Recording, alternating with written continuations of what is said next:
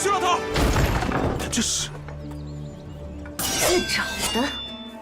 住手！你要的东西在我这儿。记住老夫的话，去了他！我就是你的师傅了。马景之剑仙翻书。谁把我的马牵走了？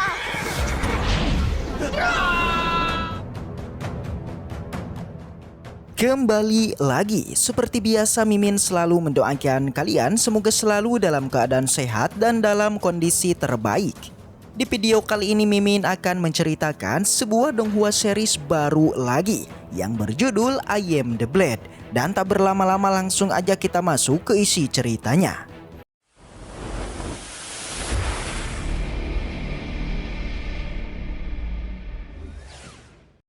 Cerita dimulai dengan berlatar di dalam kuil gunung yang menampilkan dua orang murid dan juga guru. Di sana sang murid menanyakan kondisi gurunya yang kini tengah terluka dan kenapa mereka menyerang gurunya. Akan tetapi semua pertanyaannya tidaklah dijawab dan hanya meminta muridnya agar tetap berada di dalam kuil sembari menjaga pedang King He ini. Sang guru bilang jika dirinya tidak kembali maka muridnya ini diminta untuk pergi ke kota Chunse seorang diri. Tapi sang murid menolaknya karena dirinya tidak mau kehilangan sang guru, jadi mereka harus pergi bersama-sama. Tapi sayang sang guru tidaklah menghiraukannya dan memilih untuk mengunci muridnya agar tidak mengikutinya. Dan nama dari murid ini bernama Yang Ren. Setelah keluar dari aula, sang guru pun kemudian dikepung oleh beberapa praktisi yang kini meminta pedang King He dan juga Yang Ren. Namun dirinya tidaklah mendengarkannya dan langsunglah pertarungan pun dilakukan. Tentu saja pertarungan ini akan menjadi pertarungan terakhir dirinya. Pasalnya bisa kita lihat meskipun dia berhasil mengalahkan semua musuhnya. Tapi dari arah depan seorang praktisi juga berhasil menusukkan pedangnya pada tubuh sang guru.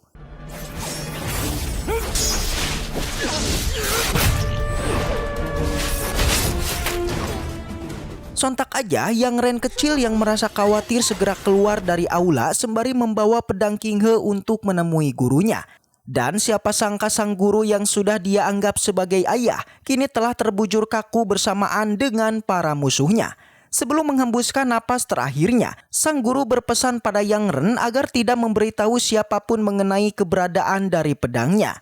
Pasalnya pedang ini bukanlah pedang sembarangan. Jadi Yang Ren diharuskan untuk menyembunyikannya sebelum nanti dia gunakan ketika sudah menjadi praktisi pedang. Tak lama setelah kematian gurunya, Yang Ren pun menyembunyikan pedangnya pada sebuah lubang dan dia tutup dengan sebuah batu besar. Dia memasukkannya bersamaan mayat gurunya yang sudah tewas. Sebelum Yang Ren meninggalkannya, dia pun bilang jika dirinya akan pergi dan tidak akan bermalas-malasan dalam berlatih pedang. Dan mulai sekarang dia akanlah berlatih keras mengembangkan semua teknik pedang yang pernah diajarkan oleh gurunya. Singkat cerita 10 tahun pun berlalu dan kini Yang Ren telah tumbuh dewasa sudah menjadi seorang pemotong kayu. Di sampingnya terdengar beberapa praktisi yang mengobrol yang kini berniat untuk melakukan kekacauan di kota ini. Jelas aja Yang Ren yang mendengarnya tidaklah terima dan langsunglah melepaskan pedangnya tepat di depan semua orang. Melihat tingkah Yang Ren yang disangka tidak sopan, sontak aja praktisi botak tidaklah terima. Begitupun dengan dua orang lainnya yang kini meremehkan Yang Ren.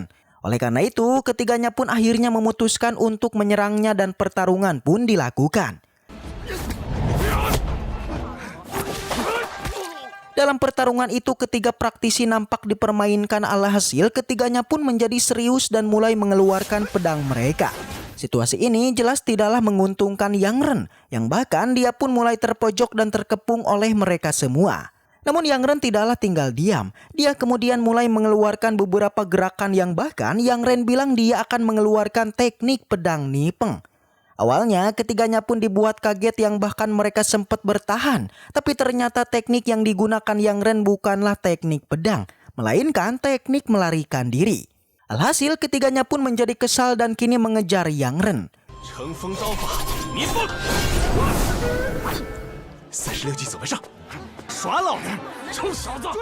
Scene kemudian berpindah di sebuah sungai yang memperlihatkan seorang kakek tua yang sedang memancing. Di sana dia diserang dengan seekor burung yang tentu membuatnya pun meminta musuhnya untuk segera keluar. Kakek ini bernama Sunian. Langsung aja dari arah depan terlihat sebuah serangan pedang diikuti sesosok wanita yang mendatanginya. Melihat kedatangannya, Sunian benar-benar merasa dirinya tidak memiliki musuh, jadi ia pun menanyakan siapakah dia sebenarnya. Kan tetapi wanita ini tidaklah peduli dan langsung aja menerjang Sunian dan terjadilah pertarungan. Dalam pertarungannya terlihat nampak Sunian ini merupakan praktisi kuat, terbukti dia tidak menggunakan pedang sungguhan melainkan sebuah batang pohon.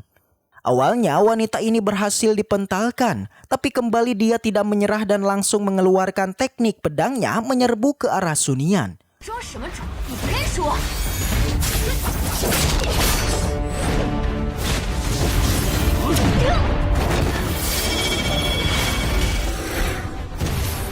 Setelah melihat teknik dari wanita ini, Sunian pun sadar jika wanita ini berasal dari Papiliun Changpeng.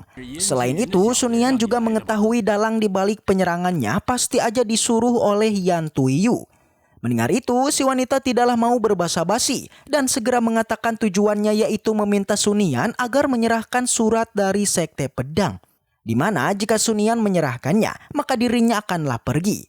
Jelas aja Sunian pun menolaknya, yang bahkan dia langsung melakukan serangan terhadap si wanita. Scene kemudian kembali ke tempat pasar yang memperlihatkan pelarian dari Yan Ren yang dikejar oleh 3 praktisi tadi. Di sana dia lagi-lagi mampu membuat mereka kewalahan dan berhasil mempermainkannya. Sampai akhirnya Yang Ren pun terkepung dan bersiap untuk melakukan pertarungan lagi.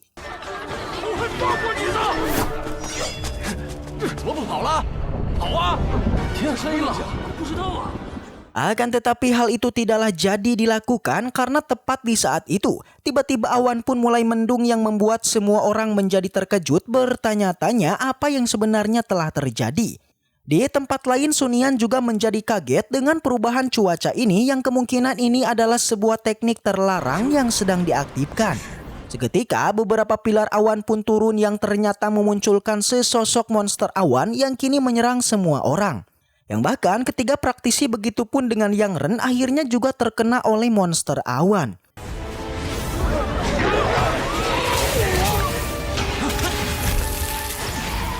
Di tempat lain Sunian juga telah disibukkan oleh serangan sang monster.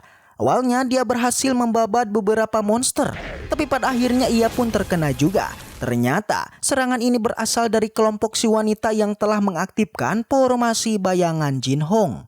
Dan kini si wanita pun merasa pede bisa mengalahkannya, jadinya ia pun mendesak Sunian agar menyerahkan suratnya. Dan tetapi Sunian menolaknya, yaitu dengan mengeluarkan sebuah teknik angin yang juga mampu membawanya pergi dari tempat ini. Scene berpindah di tempat pasar yang kini memperlihatkan Yang Ren yang merasa kebingungan dengan apa yang sebenarnya terjadi. Dia bertanya-tanya dengan apa yang terjadi pada semua orang, kenapa mereka semua pingsan. Yang Ren mulailah mengira-ngira dengan apa yang terjadi, apakah itu ulah dari hantu ataukah bukan. Dan dari semua orang yang terkena serangan oleh monster awan, hanya Yang Ren lah yang mampu kembali bangkit dan ini sangat ajaib. Di saat itu Yang Ren kemudian teringat dengan tetua Su, dia merasa khawatir terhadapnya dan langsung bergegas pada kediamannya.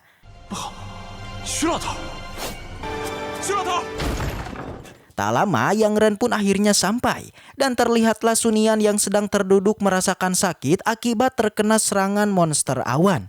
Terlihat di dalam tubuhnya terdapat bercak yang kemungkinan dia sudah terkena racun. Yang Ren yang melihatnya jelas menjadi khawatir dan lalu bertanya apa yang sudah terjadi. Namun alih-alih menjawabnya, sang kakek malah bertanya dengan keanehan Yang Ren yang malah tidak terpengaruh oleh monster awan. Langsung aja karena waktunya sudah mendesak, sang kakek pun meminta Yang Ren mengambil sebuah surat yang terdapat di balik batu. Di sana Sunian tidaklah mau menjelaskannya dan dia pun langsung memerintahkan Yang Ren untuk segera pergi memberikan surat ini pada ketua sekte Suanjen Laut Timur yang bernama Li Shuwei. Lagi-lagi Yang Ren ini masihlah penasaran dengan apa yang sebenarnya terjadi, tapi Sunian tidaklah menjawabnya dan menyuruhnya agar segera berangkat dan nanti setelah suratnya sampai maka Yang Ren akan mengetahuinya. Dikatakan menurut Sunian, kalau nasib dunia persilatan ada di dalam surat ini. Sayangnya di saat Yang Ren akan pergi, tiba-tiba wanita tadi pun kembali datang dan langsunglah Sunian meminta Yang Ren agar segera pergi. Dia meminta Yang Ren untuk memasuki ke dalam sumur karena di sana terdapat jalan rahasia. Tapi Yang Ren tidaklah melakukannya. Dia tahu kalau Sunian sedang terluka, jadi dia tidak mau meninggalkannya dan bersembunyi di balik pohon. 这是叫你速微，待信送到你自然会明白，务必行事小心。来不及了，现在就走，快！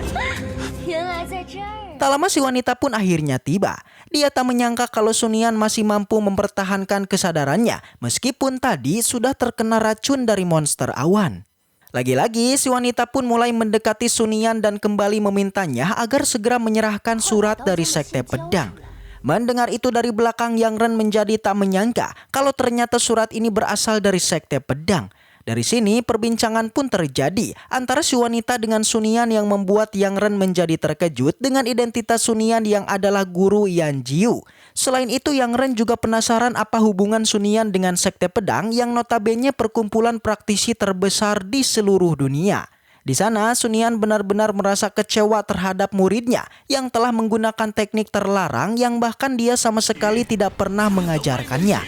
Namun pertarungannya dengan si wanita tidaklah lama karena Sunian telah terkena racun, alhasil ia pun terpental tidak berdaya. Melihat Sunian yang terbujur kaku dari belakang, Yang Ren tidak tega dan berteriak menghentikan si wanita. Dia meminta agar tidak menyakiti Sunian karena barang yang diinginkannya ada di tangannya. 动手吧！自找的。 住手！你要的东西在我这儿。 Mendengar itu, si wanita pun menjadi antusias. Tapi dia tak menyangka kalau Yang Ren tidaklah terpengaruh oleh racun awan yang itu sangat menarik. Segera si wanita pun meminta Yang Ren untuk memberikan surat tersebut. Tapi Yang Ren meminta agar si wanita melepaskan Sunian dulu, baru dirinya akan memberikan suratnya. Awalnya burung peliharaannya berhasil membawa suratnya, tapi Sunian tidaklah membiarkannya menyerangnya menggunakan batu kecil. Alhasil Yang Ren kembali berhasil mendapatkannya dan juga Sunian pun mendorong Yang Ren memasuki ke dalam sumur. Menggunakan kekuatan terakhir, Sunian pun kemudian menghancurkan sumur tersebut yang membuat si wanita tidak bisa mengejarnya.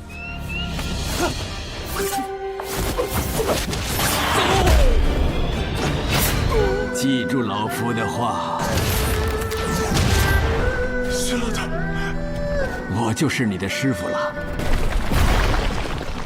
Di sisi lain di sebuah hutan terlihat ada seorang nona yang sedang berlari menggunakan kuda tiba-tiba dihadang oleh dua praktisi. Melihat ini si nona pun tidak lantas bereaksi dan memilih untuk membaca buku sebelum bertindak. Kemudian dia pun mendekati dua praktisi itu menjelaskan identitasnya yang adalah ketua pedang Jujau yang bernama Xiu Jiansui.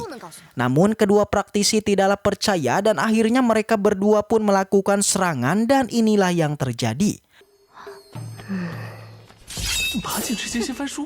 Dari balik pepohonan di sana terdapat Yang Ren yang sedang mengintip ingin mencuri kuda untuk bisa pergi dari tempat ini.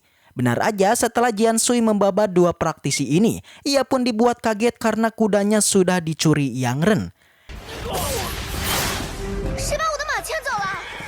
Namun kuda ini sudah terlatih hanya dengan satu suitan dari Jiansui, maka si kuda pun auto berbalik menuju kepadanya. Dan setelah itu cerita pun bersambung.